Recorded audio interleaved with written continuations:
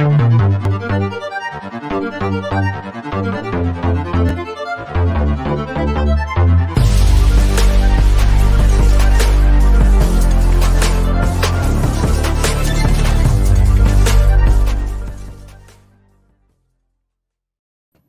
is up, everyone? It's Tuesday night, and this feels a lot better than last Tuesday night, thanks to a very different outcome.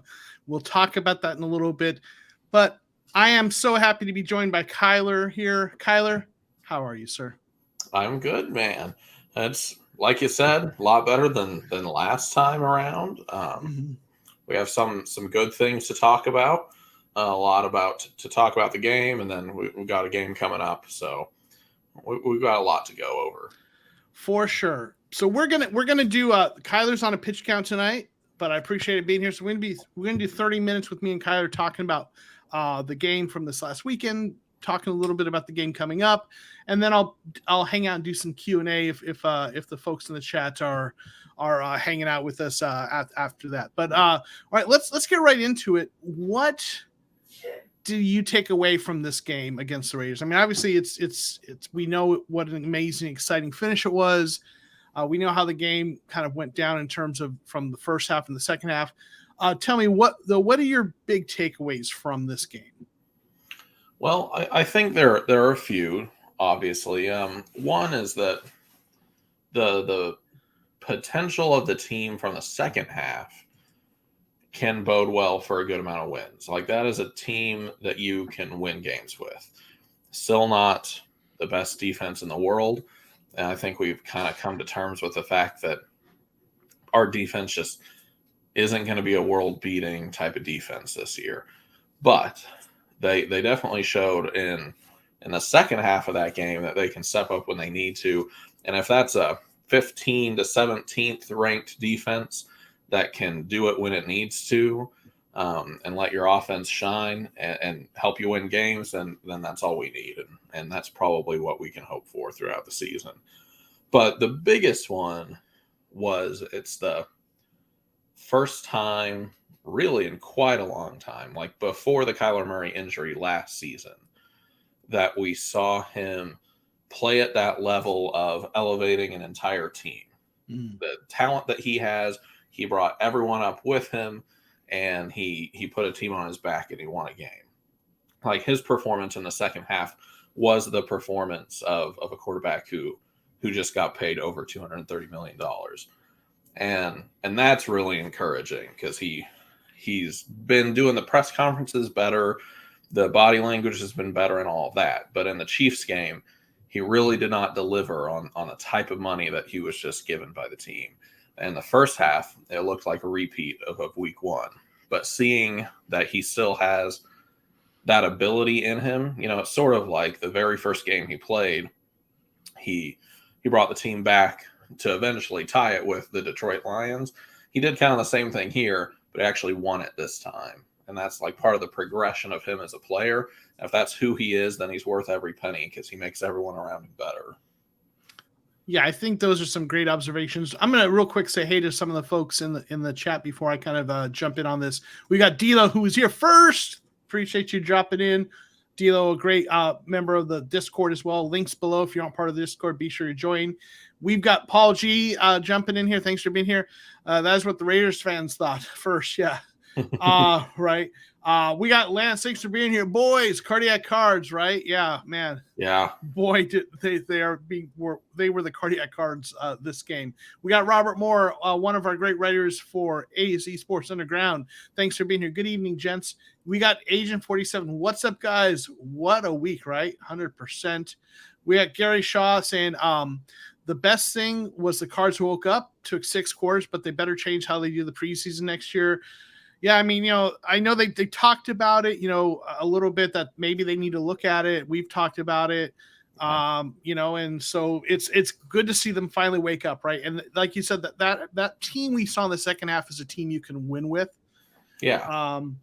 I think, to me, a couple of the takeaways. One, I think there's a lot of reasons to be optimistic coming out of this game. Now, they still have to prove it. They have to clean some things up, but there's some really important signs in this game, and even a few things that go back to the game before. Like, First, I think to me, one of the most important signs is that they made halftime adjustments and like shut down the Raiders in the second half, right? 3 points after halftime, put up 23 points in the second half, plus, the 6 points, in overtime to win.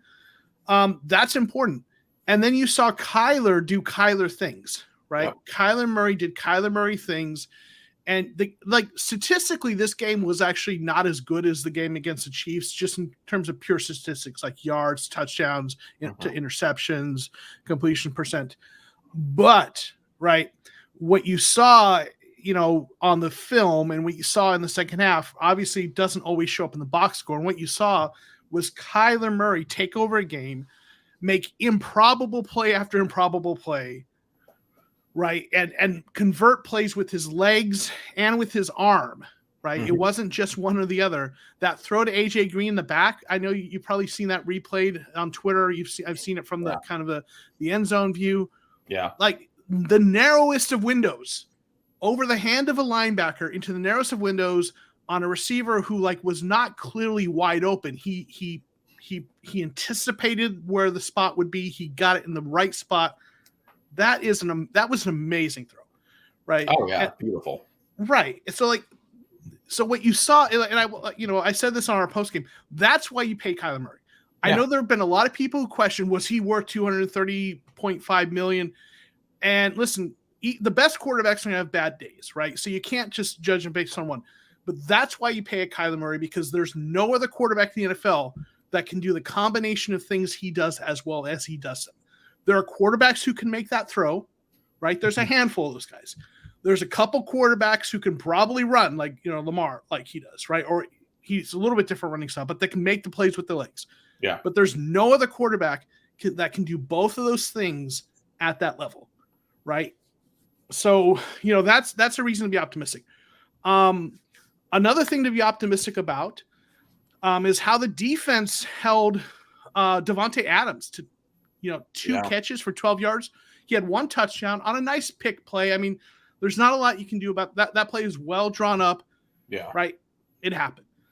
But going into this game, a lot of fans thought, for both sides, that the Raiders receivers were going to rip the Cardinals defensive backs to shreds.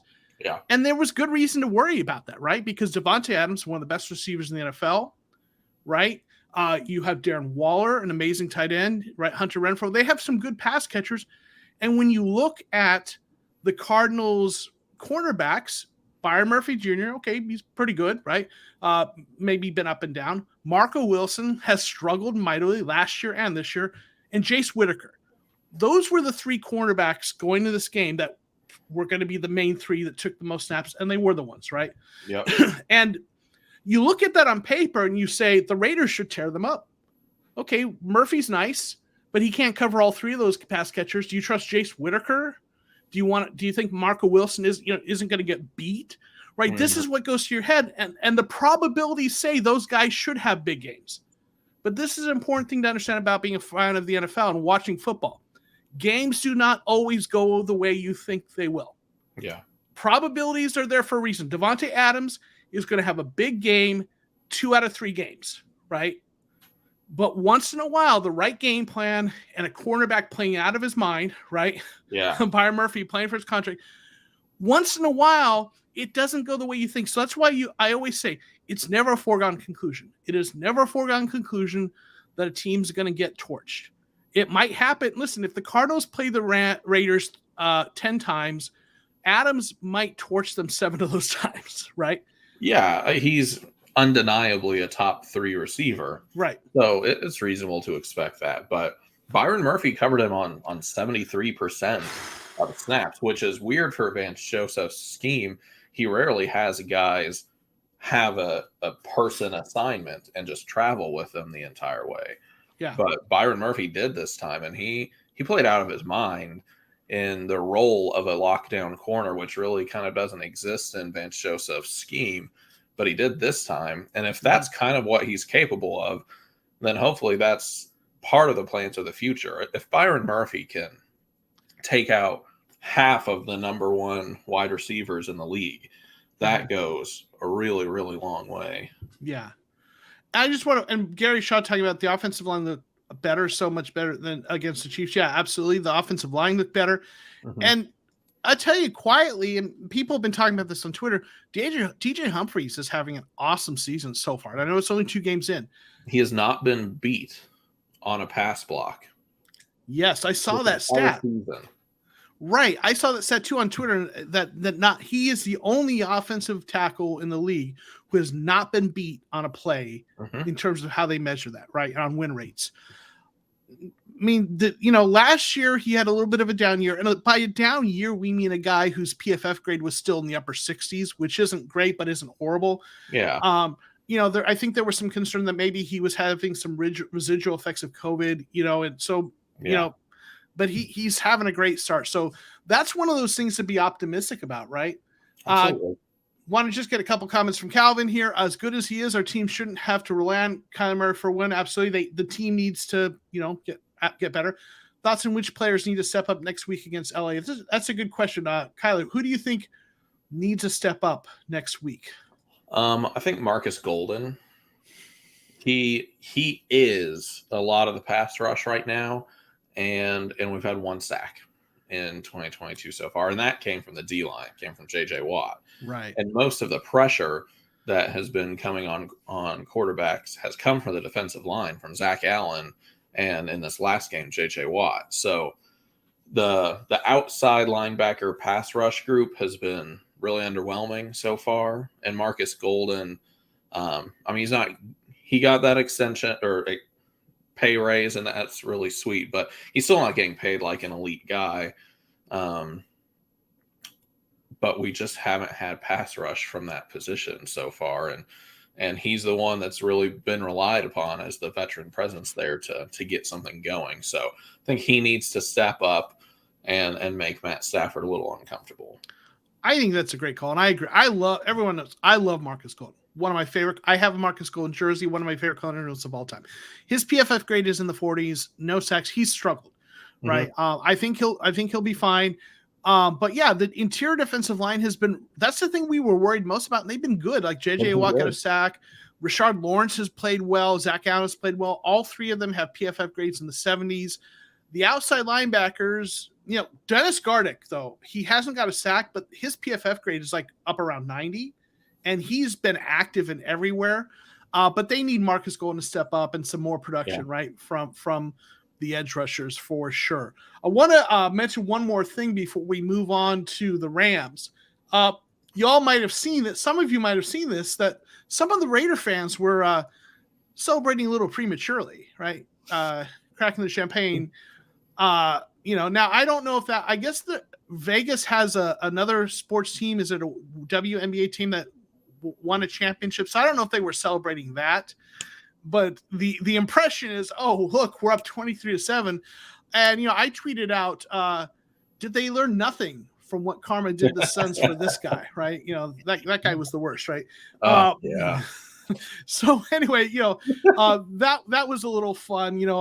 There's nothing I enjoy more than the tears of Raiders fans, other than maybe the tears of Seattle fans and Rams fans and 49ers fans and Cowboys fans, right? Of course. So why don't we go ahead though, and let me get a couple comments and then we'll transition over to talking about the Rams. Jalen Blair, hopefully this is who DJ is. He had a great 2020. Took a slight dip back last year. Absolutely.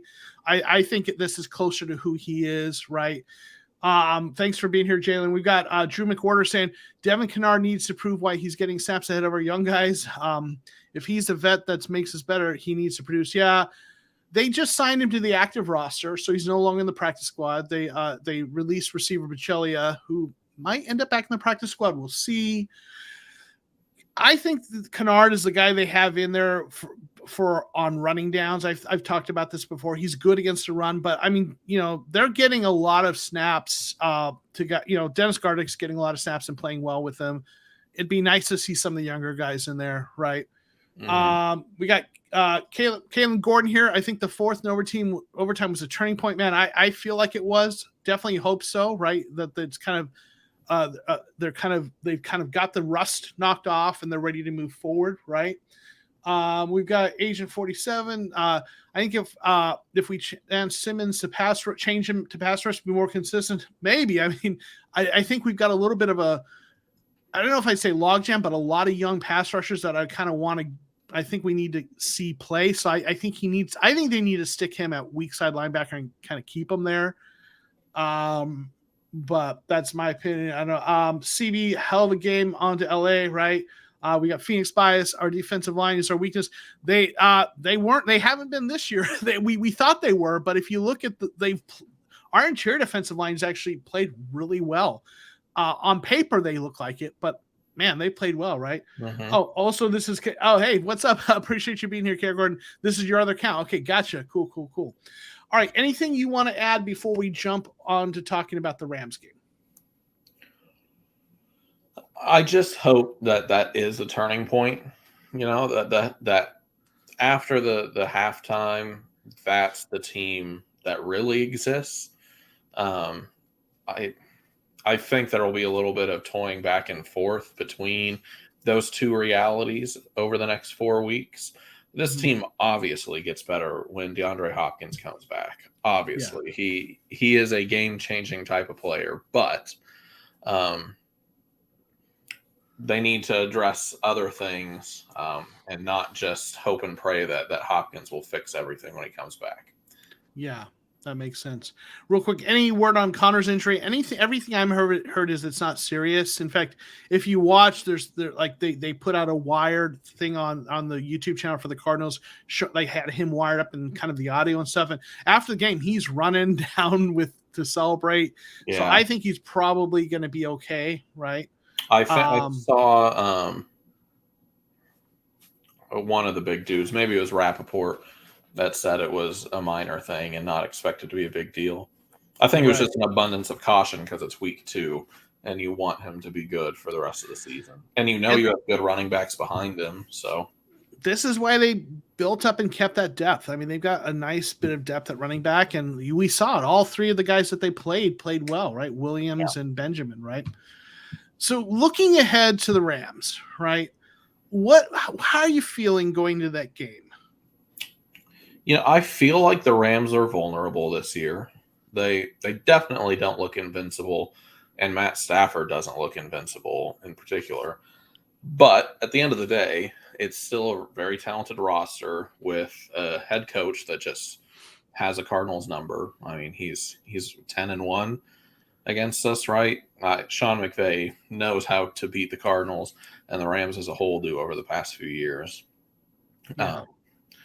But from what happened in their game against the Falcons, they were almost in a position similar to the Raiders. Huge lead, kind of get complacent in the second, let them come back. The Rams were just good enough to stop that from happening and actually still eke out the win at the end. The Raiders are just, I think, a slightly different level than the defending Super Bowl champs. But it's still a division game, so it's going to be a really hard game, and you also never know what's going to happen. There's always surprises in division games when you know a team as well as these two teams know each other. But I definitely don't feel as totally awful about it as I did a week ago. I there's a chance there. I'm not going to go out and guarantee a win just because it's going to be a really tough game. But it is a theoretically winnable game for sure. And I think the spread only being at 4.5 right now is kind of indicative of that. The odds makers kind of came off of these huge spreads on the Cardinals a little bit. It'll go up when a lot of money comes in on LA's side. But it's there and it's possible and it's at home. Whether that actually even means anything for us, I don't know. We don't play that well at home. Right. Yeah, I mean, the Rams are still the Rams. They're defending champions. I think they're going to be fine, but they are off to a slow start. They got beat by a really good Buffalo team in week 1.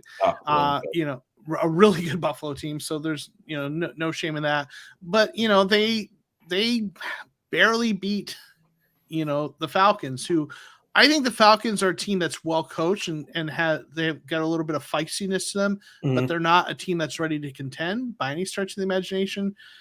So they barely beat a Falcons team that is probably going to have one of the worst records in the league, even though I think they're a better team than some people do. But so the Rams are kind of vulnerable right now, but they're also a wounded animal, which is the most dangerous animal at the same time, right? So I think I think I think it's going to be a heck of a game. Both teams really want this, or want to take the lead of the division, and it's going to be a tough game. But I think we've got a shot. I think we're trending in the right direction for sure.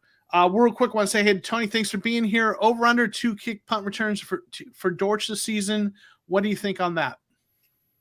You taking the over or the under on that? I'll take the under. It's just so rare. Like the amount of Devin Hesters that have existed in the history of the NFL is just so small. Yeah. So I'll take even if there's one, that's an amazing season. So right, I take the under 2, but I love Greg Dortch, and Agent 47 is asking any thoughts about our new rising star on Dortch. I think he's earned a right to be part of this rotation, even when guys are healthy. He's going to be in the slot. I don't think he's going to. His targets aren't going to be crazy high, but he's going to be a guy who's I think continues to be on the field even when guys are back. I love having him. He's on the team, and I think we found ourselves a nice little player. And so I think he's obviously a fan favorite, and rightfully so, right? Mm-hmm. When is Rondale Moore coming back? Boy, hopefully soon. They didn't put him on the IR, so that it's a minimum 4 games missed if you're on the IR. So you'd think they expected he'd be back sooner than that. Mm-hmm. But I don't know. We're gonna have to see when he starts practicing. I'm gonna guess they release Baccellia, right? Who they might put him back in the practice squad, but that gives me hope that they think he'll be ready for this game. Yeah, him or Isabella. Yeah, and Phoenix by is saying move Isabella to slot, keep our speedy receivers on the outside. I think they tried to move him to the slot, and I think that, to be honest, I think that's why Isabella hasn't worked out super well, because I think he struggled in the slot. He's more of an outside receiver. That's what he played in college. But so we'll see what happens. So do you have any predictions in terms of how you think this Rams game is going to go down? Yeah, I think Matt Stafford's going to throw a couple picks, just because that's been a trend of his this season. He has 5 picks in 2 games. Maybe a couple is too much, but I can see a Byron Murphy interception coming in this game. Okay. Like someone pointed out, he is playing for a contract, so he has all the motivation in the world right now to be playing out of his mind. And if last Sunday was any indication, I think he's trending in that direction of just playing great. But until Trayvon Mullen comes back, or comes for the first time, really, he's never played as a Cardinal, and Antonio Hamilton comes back, the rest of the secondary is a little sketchy past Byron Murphy. And Matt Stafford is still a talented quarterback, and he's going to take advantage of that for sure. Yeah. And you have Cooper Kupp on your team, and he's an almost unguardable type of guy. I know we said that about Devontae Adams, but Cooper Kupp, Allen Robinson, Rams have weapons. They have an efficient running game. They have all of the pieces to repeat if they want to, minus like Von Miller and OBJ. But I think it will be a tight game. I think it's more of a field goal type of game rather than a blowout on either side. Mm-hmm. Which way it goes, I don't know yet. The pessimism of me probably says the Rams, just because they are the defending champs, and on paper they are a better team. Yeah. Cam Gordon thinks it's going to be a low-scoring game. Cards by 4. Yeah, I think it's really hard to anticipate how this is going to go. I don't feel like we're going to shut down another set of good receivers like we did against the Raiders. I think McVay is going to have something dialed up. I think Cooper Kupp is really, he's a great great receiver, obviously. Mullen, I saw a tweet. I think it might have been John Gambadoro who said that they anticipate Mullen is probably going to play this week. So here's hoping. And we'll see what happens with Antonio Hamilton. Definitely would like to get him back soon, right? So, yeah. But again, there's some things to be optimistic about. I feel like this team is turning a corner. You saw the offense start to click. They need to get a little more out of the receivers. I know Hollywood Brown had a huge play. Dortch has been reliable, steady, but it was still, even in the win, the running backs were kind of, really the biggest part of the offense. It felt like they spread it around a little bit. Ertz had I think 75 yards. But you saw, and glad that someone stepped up, right? But it even felt like, that even when the offense was going, it wasn't the receivers weren't taking over like you would hope. So I think we'd like to see Hollywood Brown get even more involved, right? AJ Green, man, he had that one huge play, in the back of the end zone, but he also missed and dropped and had a lot of rough plays, right? So you'd like to see better play from him, so they're gonna, they've got something to build on from that game, but they're going to need to build on it to beat the Rams. You can't win games like this every week. It was the momentum swing they needed. It was a confidence boost they needed, the shot in the arm they needed, but they have to build on it, and they know that, right? So, I want to get you out of here soon, but I wanted to do this before you left. So I mentioned this on Twitter, but for anyone who doesn't know, this week the channel, the Cardinal, will reach 3,000 subscribers, which is obviously an awesome milestone. Obviously, I sincerely appreciate everyone who's helped it to get there.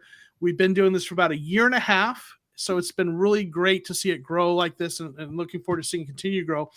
And I thank you. And so to commemorate that, I put together a little something. It's just a little quick something, because people have been asking for a while. They want to see the guitars, right? People keep asking when I'm going to play the guitar. So I put together a little something for all y'all. I think if a while back, probably 9 months ago or whatever, I said if I reached 3,000 subscribers, I'd play 3 chords. So I have got a little something here for you all. Prepare. I've got a little guitar action. I recorded it ahead of time. So here we go. 3,000 subs.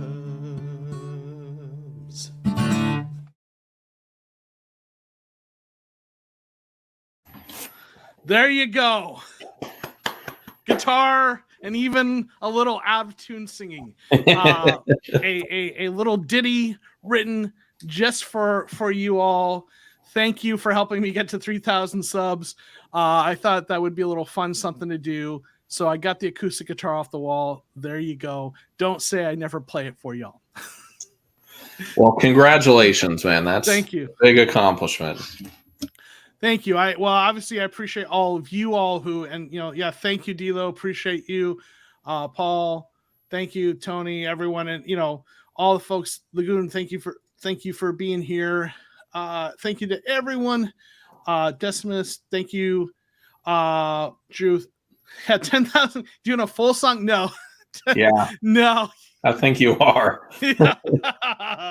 But thank you, Calvin. Calvin, the first super chat and one longtime channel member. So thank you.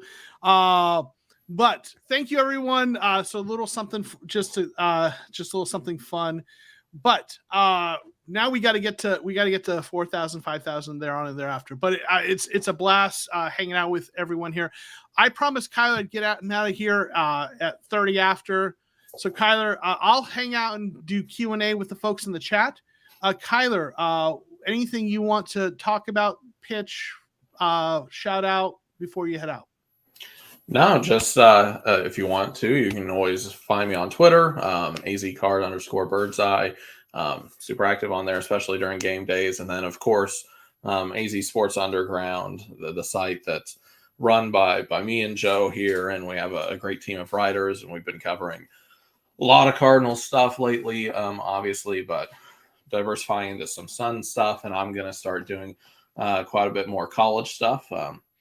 So if you're a fan of the Cardinals or any Arizona sports team, I just hope that you'll go to the link in the description of this video and check our website out. Yes, please do. I do some writing there. A lot of the folks in the chat write for us there. So we're really proud of the work that everyone's doing, as part of that site. So please check it out. Support the great writers there.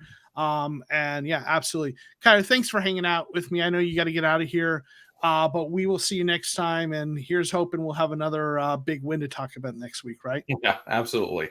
Thanks, guys. All right. Take care. Peace. All right. I'm going to hang out with y'all in the chat though for a little bit. So if you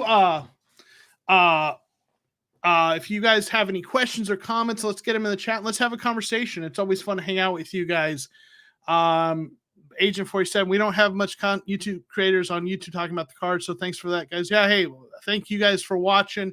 I'm glad that I can bring something that's helpful. So yeah, for sure. Thank you. Yeah, thank you, Drew. I appreciate that. Thank you. No more fried foods for Hamilton, right? Yeah, for sure, right? Tony is asking, how does someone sponsor this channel? Is there a paid subscription option on the channel like $1.99, $2.99 a month deal? Pat McAfee does.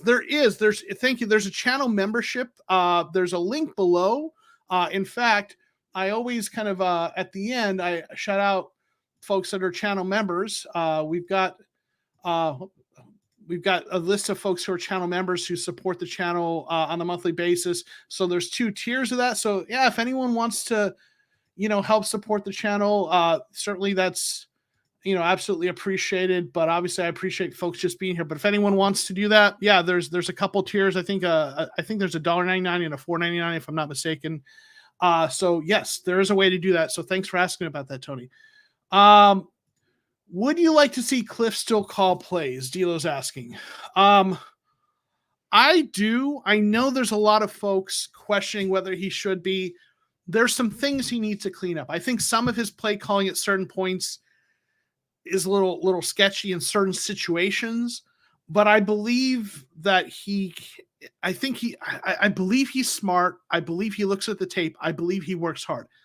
I think he needs to make adjustments and grow, but he's young. And I believe coaches can get better over time, just like anyone else. So I would like him to continue to call plays, but I also want him to clean some things up, right? So that's my opinion, right? Let's see. On scale of 1 to 10, 1 being the best or being the worst, or I think 1 worst, 10 being the best, or is it 1 being best, 10 being worse? Okay, that's kind of reverse. How would you grade coach's ability to develop rookies? All right. If you don't mind, Robert, I'm going to switch the scale to 10 as being great and 1 being bad, just because that seems more intuitive to me. I hope you don't mind that. But right now I've got to go with a 4. I mean, it just feels like there's some rookies that just have been slow to develop, haven't developed well. Guys like Isaiah Simmons, we haven't seen as much as we would like. Zayvon Collins took a little longer than usual, than we would like. And you've got some guys who have developed though, right? Jalen Thompson, Budda Baker, but the evidence suggests that they've struggled to develop some of those rookies. So, whether it's that they're not playing them enough, right, early enough. So yeah, I think that's an area where they're lacking. In fact, this is my maybe me being a little bit of an apologist for Steve Keim. I'm not sure that it's all, like, I know people talk about how bad they feel like Steve Keim has done at drafting. I don't know that it's all about the drafting as much as it is the player development. I mean, some of it's bad. I mean, some of those players are bad, but every GM has misses. I just wonder how much of it is that they're not developing them and playing them out of position, right? So I don't know, but yeah, I don't think they're compared to other teams. I don't think they're great. Real quick, Tony, thank you for joining us as a channel member. I appreciate that. New member. So we got a new member in Tony Height. Great support of the channel. Thank you so much. I sincerely appreciate you supporting the channel. Thank you, and thank you. All right, Jalen Bear asking a question. Saw your tweet about paying Zach Allen. How much would you pay him right now? I would try to get him for like a Jordan Phillips deal, 3 years, $30 million. Yeah, that's a great point. Great question. I tweeted out earlier that he's in his last year of his rookie deal. His PFF grade is in the 70. He's playing well. He does have some injury history, but interior defensive line has been an area of concern for this team. And you don't want to let a guy walk like that, because they probably need to try to add someone to that defensive interior line this next offseason. So you don't want to, you're already going to maybe be looking to add one. Do you want to add two? But you have to kind of balance your roster in terms of who you pay and how much you pay. I looked at what the price is for interior defensive linemen, and the best ones are making a lot of money. He's not at that level, but yeah, if I can get him for under 10 million a year, 9 million a year, 8 million a year, I'm doing that for an extension. If you're getting over 10 million, then I at least have to think about it. 15 million a year is probably too much. But you go look at Spot Track or Over the Cap and look at what those interior defensive linemen make. There's a lot of them that are still on rookie deals, so you can't really, kind of, those are outliers. But 8, 9, 10 million for a guy like Zach Allen is actually kind of the going rate for a veteran, who's not after the rookie deal. So, if I could get him for a deal, 3 years, 30 million, I think I'd go after that. If you can get a little less, that'd be great. But yeah, I think they should look at locking him up, right? If Byron Murphy becomes a star this season, we'll say 7 million. Is that asking how much we pay? He's going to if he becomes a star, you're going to have to pay him more than that, right? So we'll see, right? If you brought in one new player right now, what position would it be? That's a great question, because, man, the positions you would look at: interior defensive line, edge rusher, cornerback, maybe even receiver with all the injuries, right? These are some of the positions you look at. Like receiver, you've got some guys that are going to be coming back. So, maybe, and you've got some nice depth there. Cornerback, when Mullen and Hamilton are back, I actually feel pretty good about the cornerback room. Murphy, Mullen, and Hamilton, and then with Marco Wilson as the fourth. In the interior defensive line, you got those three guys playing well. Edge rusher, you've got a lot of guys that haven't necessarily played well, but you got just a lot of guys there. I might still go with cornerback here. It's a tough one for me. Because even though I like those cornerbacks, if you could bring in a guy who's a legit starter, that would be very nice. But I don't know. I think you can make an argument. I think you can make an argument for receiver, cornerback, interior defensive line, and edge rusher. I know a lot of people think edge rusher, and that might be. I just, for me, it's like I want them to play some of the younger guys, but they're maybe not doing it, so I don't know, right? Let's see. Get some more questions and comments. Comment. Thank you. Thank you for this awesome channel, your genuine Twitter insight interactions, and for your leadership and the Red Sea. Thank you, Tony. I really appreciate that. Let's see. Let's get some other comments and questions. Okay.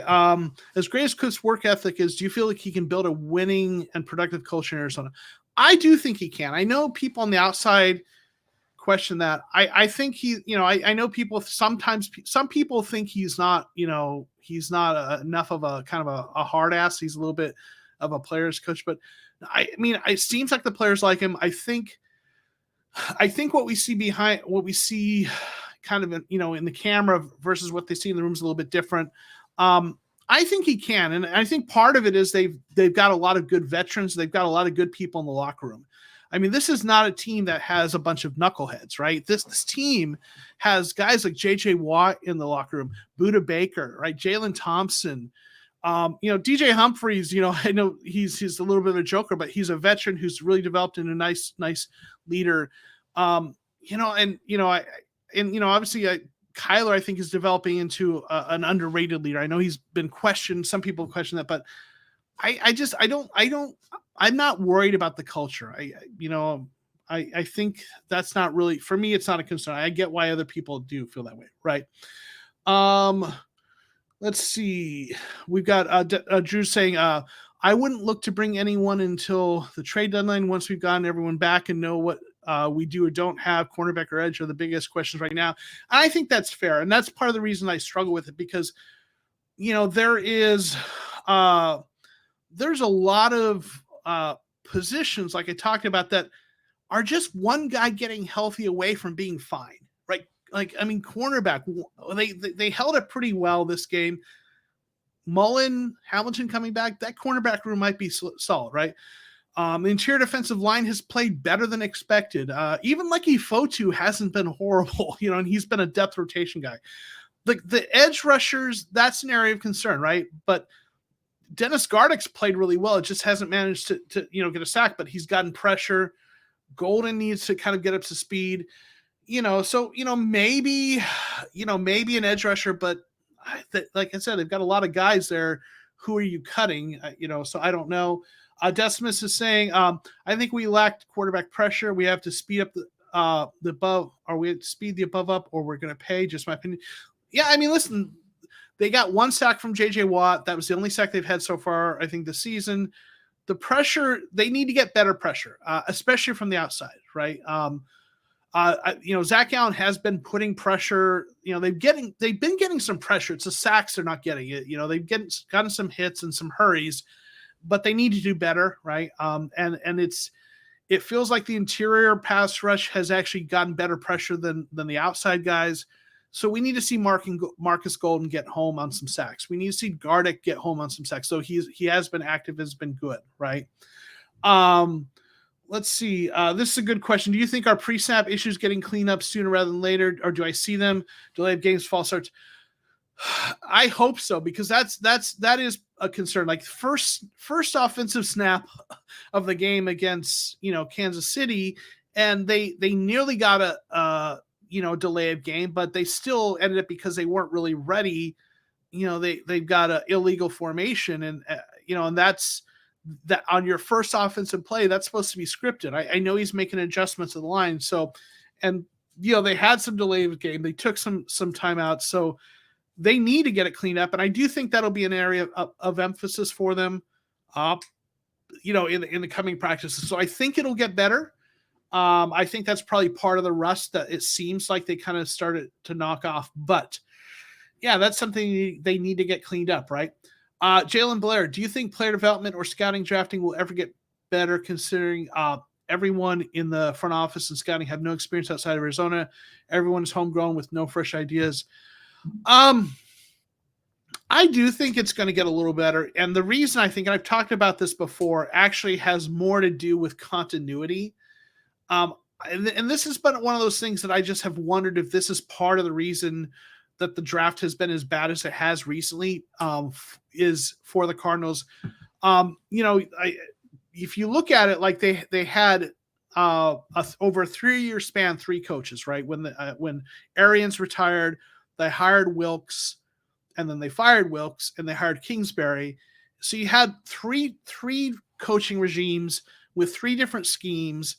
And the defensive schemes went from a 3-4 to a 4-3 back to a 3-4, right? So like those players that were drafted during that transition had to go from one coach to another, which stunts the growth of a player. And if they were drafted to be a fit for one defensive scheme, for example, or even one offensive scheme, and then that whole new scheme comes in and they might not be the right fit, especially on the defensive line, right?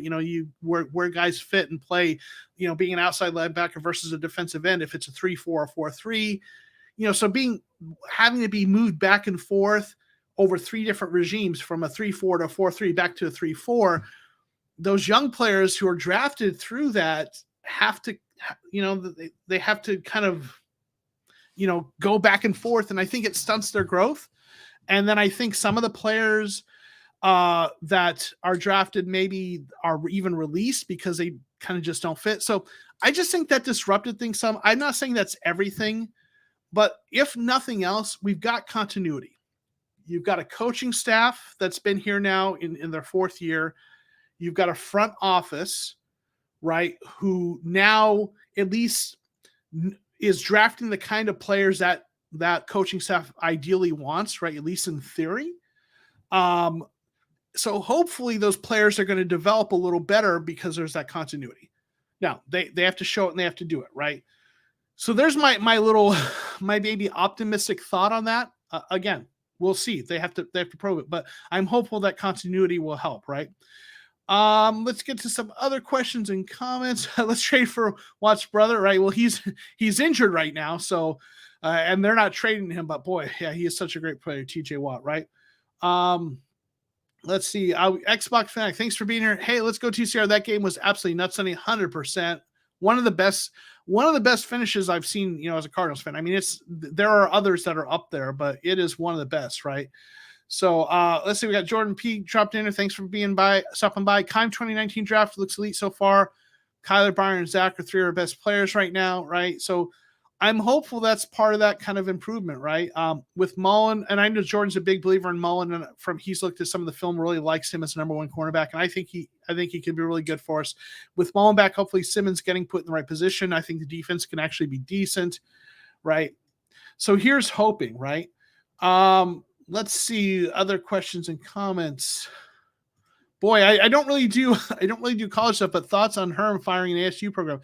I mean, you're hearing a lot of stuff about coming out of that was really messy and ugly. There's going to be some articles on AZ Sports Underground about that. There's at least one about the new coach, and I don't follow college really quickly or really closely, but you're hearing a lot of stuff coming out that just wasn't. There was some not so good stuff going on behind the scenes. So I think they need a clean sweep in the, in that, at least in the coaching, or at least, well, I should say they need a fresh start. So we'll see, right? Do I think Collins keeps the green dot? This is a great point, because like Zaven Collins had the green dot, right, this game, and he played pretty well. His PFF grade was just kind of okay. He struggled a little bit in coverage, but against the run, I thought he looked good. And that was the question mark. Could he handle that? And it seemed like he handled it. But more importantly, the defense, right, struggled a little early, right? But like in the second half, made the adjustments, and they held the Raiders 3 points in the second half. So I think the hope was always that he would be, as the Mike linebacker, the guy with the green dot, and there were questions about whether he was ready for it. Simmons struggled when he had it. They gave it to Collins, and I think the end result looks good. So here's hoping, right? Let's see. Facundo Morsi, thanks for being here. How much will cost Zach Allen's deal? I think is what you're asking, a deal. We talked a little bit about that earlier.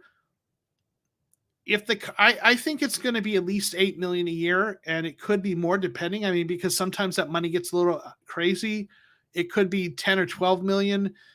If they were able to sign him to an extension for $8 million a year for like 3 years, I'd be pretty happy about that. But I think it's going to be somewhere between 8 and 12 million.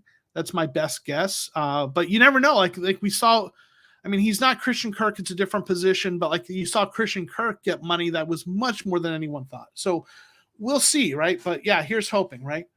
Let's see. We got Lagoon Road.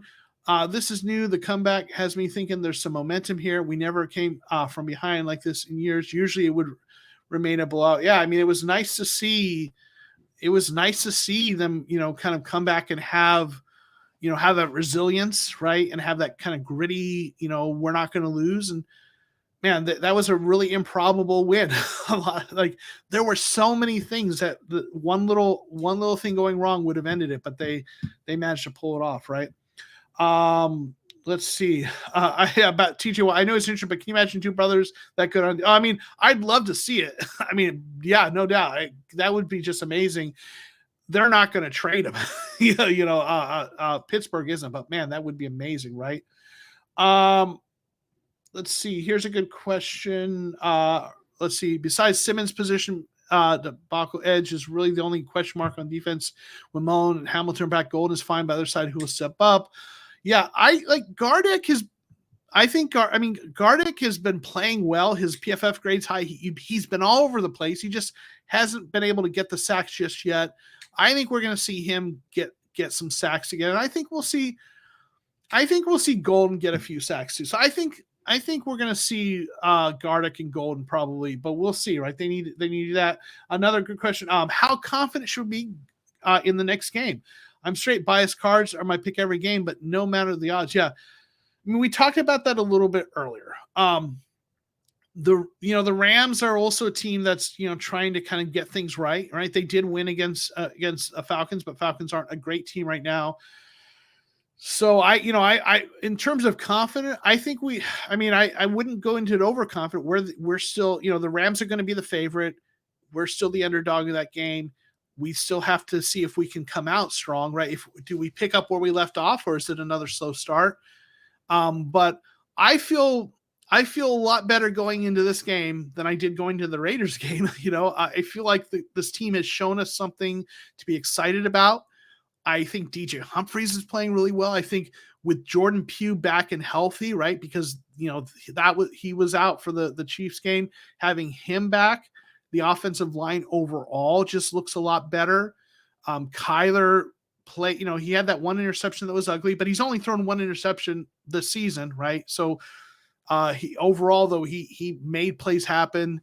The running backs look good. The defense showed that they are capable of tightening up and making adjustments, and again gave up only 3 points in the second half. I mean, looking at the way this defense struggled against the Chiefs, I think a lot of Cardinals fans were probably looking at this defense and wondering, can this defense put together a good game? Can they play well for a game? Can this defense not get blown out? Right. I think that's probably what a lot of people were thinking, looking at how bad it looked against the Chiefs. But the Chiefs are a really good offense. And, even though the first half, they struggled, gave up 23 points. This defense showed that they have it in them. Right now, will we see it again? We'll have to see. Right. But that is definitely hopeful. Right. I saw we worked out Jason Pierre-Paul, JPP. Could he help short-term on the cheap? Maybe someone else worked him out too. So other teams are working him out. He could help, right? I just don't know. I would think they would have signed him if they were going to. They don't have a ton of cap room, maybe 6 or 7 million, and you want to keep some of that in case of injuries. He might want more than what they have to offer. So I just don't know that it's going to happen, right? If we lose to the Rams but win the Panthers, I'll be fine. I just don't want to lose. I don't just want to lose to the Panthers, right? I mean, here's hoping, right? Cross our fingers, knock on wood. The Panthers look bad. Kyler, has always beaten, the quarterback there. What's his Baker Mayfield, right? So maybe we'll win, right? Jordan P, thoughts on Vance still not playing rookies? So many teams have rookies at least in rotation. We won't even play them. Vance not confident in his or his staff development skills. Yeah, I mean, this is tough. I mean, he did play Marco Wilson all last year. So when you look at the rookies, it's the edge rushers. You're like, well, why is he not playing them? And that's a tough thing. Obviously with Zaven Collins last year, he didn't play really much. And that is frustrating. I mean, I would like to see this team play those rookies, but at the same time, you're going to take lumps if they do that, right? With the struggles at edge rush, pass rusher, I do wish that we would maybe see them, see what Majai Sanders could do with some snaps and Cameron Thomas in there. But I don't know, they're in practice and they see what these guys are or aren't doing. And they feel like Dennis Gardeck is the guy who should be playing ahead of them. And, so it's tough because it's like, we want to see them play, but are they deserving of that playing time in terms of what they're doing, in the building? I mean, like I said, if he played Marco Wilson as much as he did last year, it's not that he's completely unwilling to. So, yeah, I don't know. That's a tough one. I would like to see them more. I hear what you're saying. There's absolutely a way Kennard should be taking snaps from Majai and Cam. Kennard's so bad.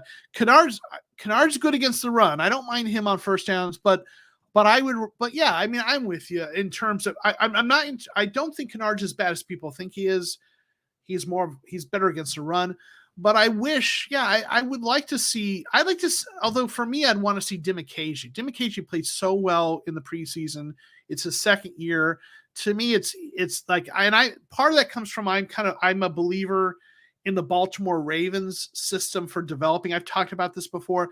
They draft pass rushers in the middle rounds. They don't necessarily play them as rookies.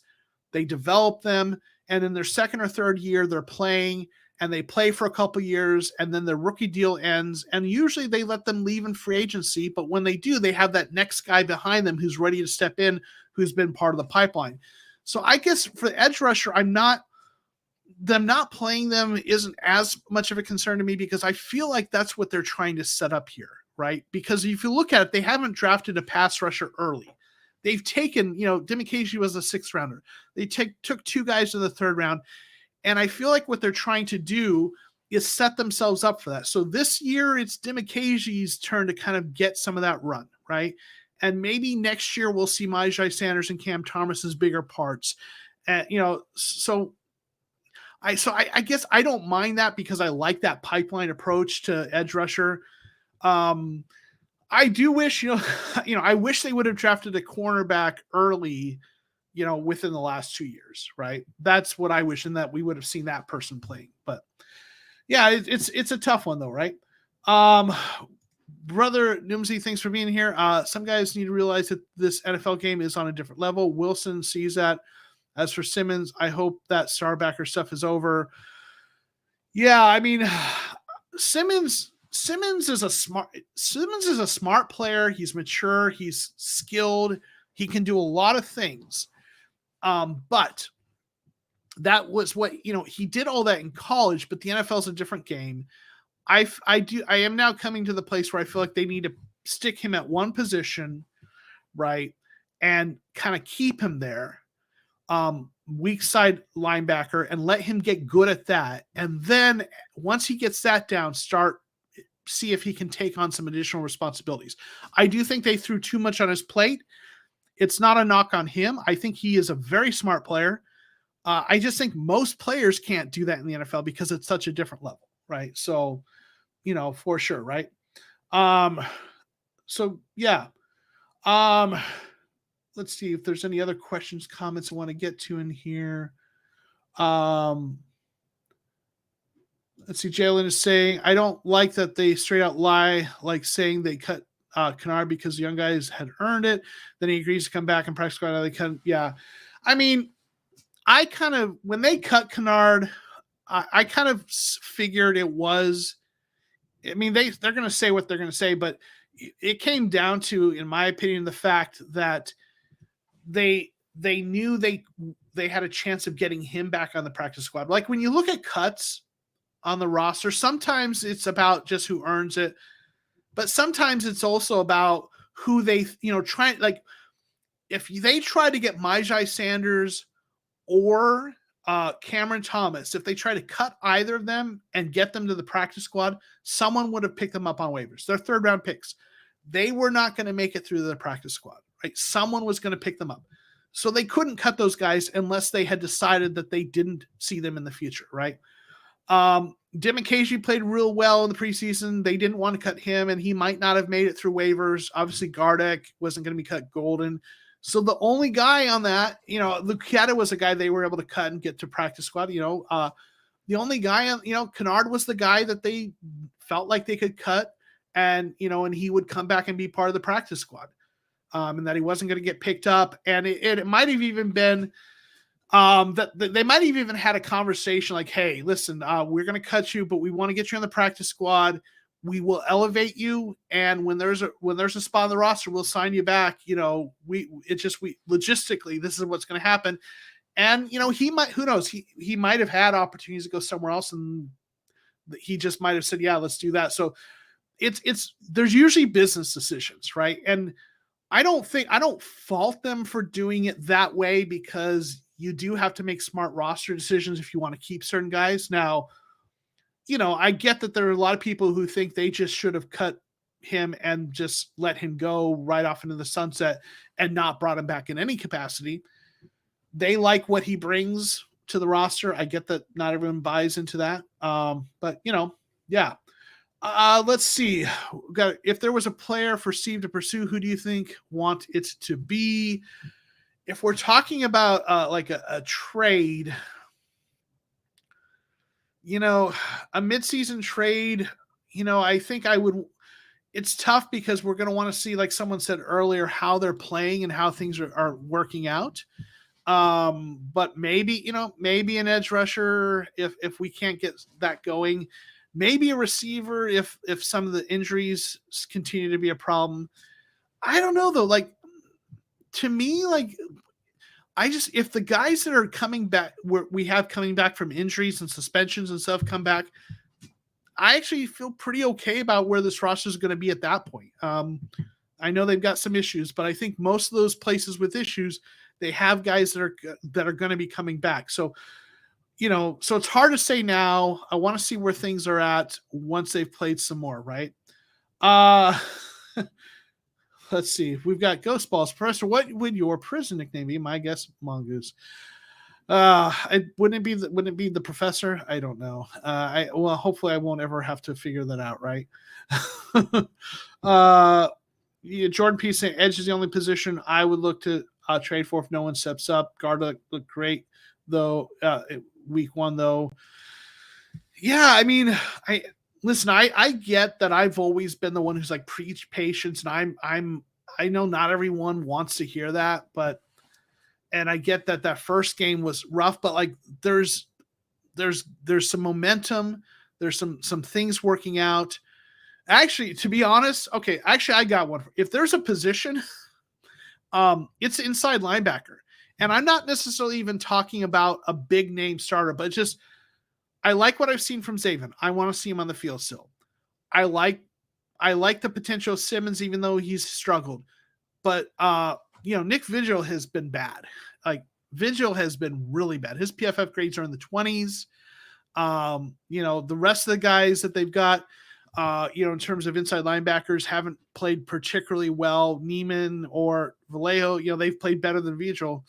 But like getting a guy who could be that depth at inside linebacker, a veteran, someone, for as much as we kind of criticize his play, someone who could be a veteran, kind of like what Jordan Hicks was, who isn't necessarily, I'm not necessarily for going after a big name, but, maybe if Blake Martinez, if he's, I know if depending on how he is health wise, someone like that, right?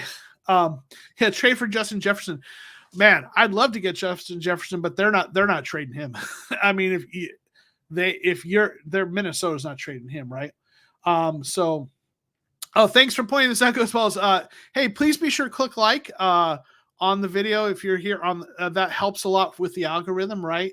So definitely appreciate that reminder. Thank you. That please do that. It matters. Like when YouTube decides like whether they're going to send this video out and suggest it to people, they look at things they call engagement, likes and comments. It really matters. So please do. And I appreciate that for sure. Remember, Dennis Gardeck graded better than Chandler Jones. Raiders fans were calling to cut Jones after that loss to the Cardinals, right? So yeah, for sure, right? Who won the pick'em? Oh yeah, we've got in Discord, we've got a pick'em. Robert Moore's running it. So Robert, let us know who did that. But that reminds me, real quick, let me just do a fun little thing real quick. There is a fantasy football league from some of the folks in the Discord. So real quick, let's do a little status update and show how the scoreboard and leaderboard went for that. Unfortunately, TCR up here got his butt kicked by Calvin. Simon. Simon, who's I don't think I've seen him in the chat, but he's often here. So Simon won. So here he beat me. So here's who won. We've got a number of folks who are in here, and the leaderboard. I am at 1-1, like most teams in the NFL. We've got I like exploring. I'm Kaimu. We got shoulda, coulda, Buddha, Murray's Film Club, and my ball Zach Ertz, all at 2-0. So there's our weekly update on the TCR Fantasy Football League. Some of the folks that are in here, I think, are in the chat. So if you're in the chat, just let everyone know which one is you and what your record is. So it's off to an interesting start. For me, I'm in the middle. We'll see how it looks, right? So yeah. So anyway, yeah, I think an inside linebacker for me would be a depth guy, not necessarily a guy who you want to be a starter. I want Zaven Collins to be in there as a starter, but man, it'd be nice maybe get a little better play at the inside linebacker because that has been a place that has struggled, right? Chandler Jones was the worst graded Raider on defense that touched the field on Sunday, 17 of 17, right? I mean, listen, I think Chandler Jones is gonna kind of get it back together and he's gonna be fine this year. But I think it was right. I mean, I think most fans at this point at least feel like it was the right decision to let him walk. Yeah, maybe a lot of fans wish we had brought in someone else to replace him with more experience, but he struggled and he was going to command a lot of money. And, I think he's still a good pass rusher, but I just don't think I would have paid what he wanted to get paid. And I don't fault them for letting him walk. Otis Driftwood jumped in. What's up? Thanks for being here. Appreciate you. Yeah, Raiders fans are starting to hate him. They're a little frustrated right now, right? Kyler looked cool. Kyler looked like Tom Brady week 2, and he was gritty, man. He really pulled off that win, right? So we like I said, we saw what we wanted to see out of Kyler. We saw what you're paying him for to pull that off, right? All right. Well, we've gone for a little over an hour. So this has been a really great time hanging out with y'all. It's much more fun when the Cardinals win, right? So while we head out, why don't you do me a favor? Everyone put in the chat your score predictions for the Cardinals-Rams game coming up, and we'll read some of those on our way out. What do you think that score is going to be? Who's going to win and what score? Robert's about to give us the results for the pick, and we'll also get that. Let's see. Let me just get a couple more comments, and then we'll get all of your score predictions. The only thing noteworthy I can remember of Jones last year was a Tennessee game, right? He had that 5, right? For sure. As a Simmons fan, he needs more time to grow, in my opinion. Just thankful he was on the field last Sunday. Yeah, for sure. I mean, he didn't play the full game. Simmons just needs to be put in one spot, right? I think the talent is there. They just need to not ask too many things from him, right? Let's see. Are we more or less scared of the 49ers with Jimmy G back at QB1? That's a great question. To me, I would be more worried. Trey Lance has, the tools and the upside, but Jimmy G knows that offense. And to me, that team is more efficient with Jimmy G than with Trey Lance, right? With Trey Lance, they were trying to get him up to speed. Trey Lance is a guy who had the tools that they hoped would become a really good quarterback, but he needed to get there. But right now, Jimmy G is a guy who can run that offense better, right? So for me, yeah, I'd be more worried with Jimmy G, right? And Tony agrees. Yeah. All right, so let's look at some of the scores y'all are predicting. Xbox Fanatic, 34-31 Cards over Rams. I like it. Oh, we've got another 34-31 from Tony, Cards over Rams. Jinx, right? Jinx. We've got D'Lo saying Cards 27, Rams 24. Okay. Ghosts 464, 34-27 Cards win. Okay. Ooh, Grimdark, thanks for jumping in here. 35-7 Cardinals, just because I want to be that fan, right? Man, that would be awesome. But yeah, Dustin is saying 28-24 Cards. I like it. Okay. Otis Driftwood, 34-20 Arizona. Nice. Let's see. We've got Agent 47, 27-24 Rams. Unfortunately, we suck at home. Listen, I get that. The Rams are going to be favored, and they should be, right? But, Jordan P. saying realistically 34-28 Rams. Okay. Ghostball's 33-13 for the Lambs. Right. All right. We've got, real quick, we've got Robert did it in our Discord, kind of a, pick 'em. So let's see. Mark Jackson wins with 12 wins. Tied for second was Chaser Alkin, the professor with 11. Next group, Boy Genius, Gazornik, and Dilo with 10 wins, and me with Robert had brought in the rear as the guy who ran it. Well, hopefully next week, so you'll do better. Yeah, and if y'all want to, jump into the Discord if you aren't already there, there's a link below. And if you want to get in the pick'em, Robert runs that.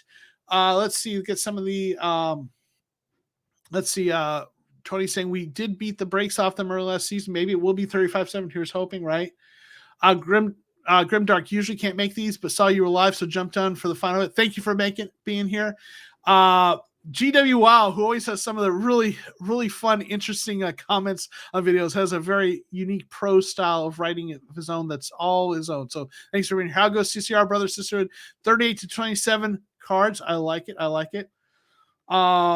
Mullen will put Allen Robinson in lockdown. I'd love to see that. Love to see that for sure. All right. We're gonna get towards wrapping this up now. Thanks for all those comments, and I'm gonna do two things on our way out. For anyone who missed it, I will play it one more time. The YouTube channel reached 3,000 subscribers. I put together a little thing on just a fun little thing. People keep asking me to play the guitar, so I put together. It's literally 10 seconds. So I'm gonna play this one more time for folks who are just getting in here if they missed it earlier. And then I will do the shout outs for the channel members, and then we'll get out of here. So here we go. Ready? 3,000 subs.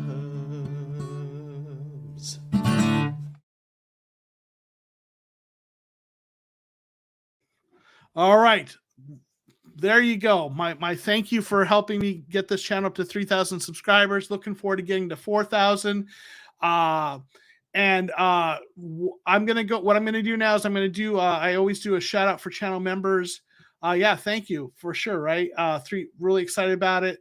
And yeah, I did not say that, Tony, but you're going to try to get me to do that, right?